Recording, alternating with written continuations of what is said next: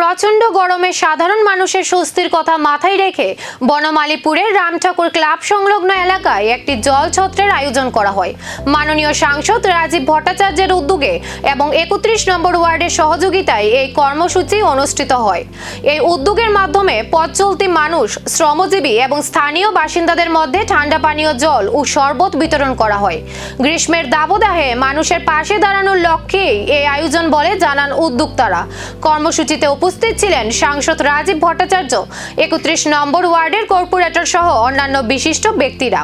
এ সময় তারা সাধারণ মানুষের সঙ্গে মত বিনিময় করেন এবং গরমের সময় পর্যাপ্ত জল পান ও স্বাস্থ্য সচেতন থাকার পরামর্শ দেন।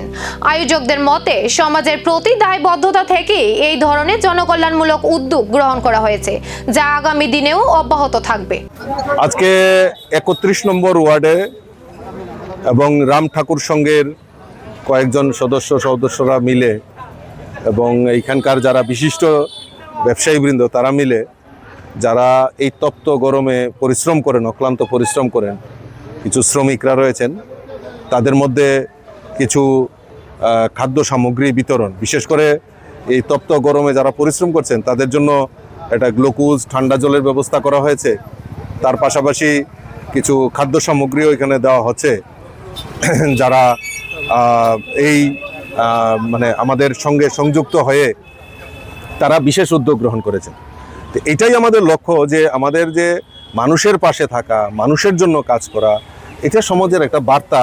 এবং আমি ধন্যবাদ জানাই আমাদের ৩১ নম্বর ওয়ার্ডের যারা কার্যকর্তা, কাউন্সিলর এবং এই রামঠাকুর সংঘের এলাকার বিভিন্ন ব্যবসায়ীবৃন্দরা, যে সমাজের কাজের জন্য তারা এগিয়ে আসছেন এবং যারা এই তপ্ত রৌদ্রেতে যারা পরিশ্রম করছেন তাদের জন্য একটু চিন্তা ভাবনা করেছেন, তার জন্য আমি তাদেরকে অসংখ্য ধন্যবাদ জানাচ্ছি।